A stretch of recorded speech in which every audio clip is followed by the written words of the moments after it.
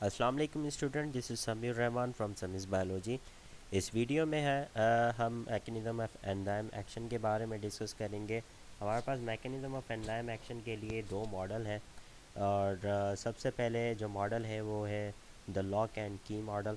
The lock and key model M L Fisher ने 1894 में दिया था और इस मॉडल के मुताबिक वो एक्सप्लेन करते हैं कि एंजाइम और सबस्ट्रेट की जो ज्योमेट्रिकल शेप है वो कॉम्प्लीमेंट्री होनी चाहिए। जिस तरह से एक लॉक और की जो शेप है वो कॉम्प्लीमेंट्री होती है और जो कॉम्प्लीमेंट्री की होती है वो बिल्कुल एग्जैक्टली लॉक में जो है वो फिट हो जाती है और लॉक जो है वो खुल जाता है। तो लॉक एंड की मॉडल जो है उसमें हम जो एंजाइम है उसको एज अ लॉक कंसीडर करते हैं और जो एंजाइम की एक्टिव साइड है उसको उसे हम की होल कंसीडर करते हैं और जो हमारे पास सबस्ट्रेट होती है उसे हम की कंसीडर करते हैं और फिर जो है ये सबस्ट्रेट और एंजाइम की एक्टिव साइट में जो है एग्जैक्टली फिट हो जाती है और एंजाइम इस सबस्ट्रेट को प्रोडक्ट में तब्दील कर देता है।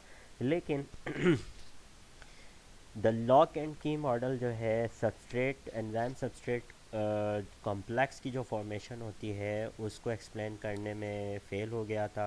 यही इसका सबसे बड़ा ड्रॉबैक था क्योंकि जब एंजाइम के साथ सबस्ट्रेट एक्टिव साइट में आकर लगती है तो एंजाइम की एक्टिव साइट जो है उसके अंदर थोड़ा चेंज आता है, वो अपनी जो है शेप चेंज करती है। यहाँ पर आप देख सकते हैं कि जो सबस्ट्रेट की जो शेप है और एंजाइम की जो एक्टिव साइट की जो शेप है वो एग्जैक्टली जो है कॉम्प्लीमेंट्री नहीं होती।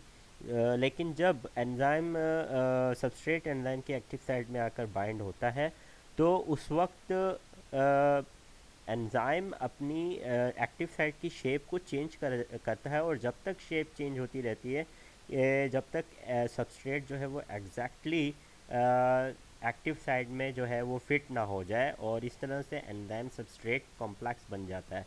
ये जो एंजाइम सबस्ट्रेट कॉम्प्लेक्स है ये शो करता है कि एंजाइम की एक्टिव साइड में एक एबिलिटी होती है कि वो स्टेबलाइज अपनी शेप को स्टेबलाइज करती है according to the shape of substrate. इस स्टेबिलिटी को एक्सप्लेन नहीं कर पाया था the lock and key model. That's why the lock and key model जो है वो रिफ्यूज़ हो गया था और इसकी जगह पर जो model mechanism of enzyme action को एक्सप्लेन करने के लिए दिया गया डैनियल कोशलैंड की तरफ से 1958 में, वो है इंड्यूस फिट मॉडल। और इसके मुताबिक एक्टिव साइट जो है वो कंटिन्यूसली अपनी शेप चेंज करती है जब तक कि सबस्ट्रेट पूरी तरह से उसके अंदर बाइंड ना हो जाए। एक्टिव साइट इस तरह से इस मॉडल के ज़रिए समझा जाता है कि एक्टिव साइट जो है वो एंजाइम की फ्लैक्सिबल होती है ना कि एक्टिव साइड रिजिड होती है। हम देख सकते हैं यहाँ पर अगर ये एंजाइम है इसकी एक्टिव साइड आपको ये नज़र आ रही है। ये एक्टिव साइट के करीब जब कोई सबस्ट्रेट बाइंड होने के लिए आती है तो उस एक्टिव साइट की जो शेप है वो एग्जैक्टली सबस्ट्रेट की शेप से कॉम्प्लीमेंट्री नहीं होती। लेकिन जैसे ही सबस्ट्रेट एक्टिव साइट पर बाइंड होने की कोशिश करती है तो एक्टिव साइट की जो एंजाइम की एक्टिव साइट है उसमें चेंज आता है और एंजाइम की एक्टिव साइट जो है सबस्ट्रेट को बाइंड करने के लिए अपनी एक्टिव साइट एंजाइम जो है वो स्टेबलाइज करता है और पूरी तरह से सबस्ट्रेट को अपनी एक्टिव साइट में बाइंड कर लेता है और इस तरह से एंजाइम सबस्ट्रेट कॉम्प्लेक्स बन जाता है। एंजाइम सबस्ट्रेट कॉम्प्लेक्स बनने के बाद जो एंजाइम जो है सबस्ट्रेट को प्रोडक्ट में तब्दील कर देता है और इस तरह से प्रोडक्ट रिलीज़ हो जाती है और एंजाइम की एक्टिव साइट दोबारा अपनी असल हालत में वापस आ जाती है।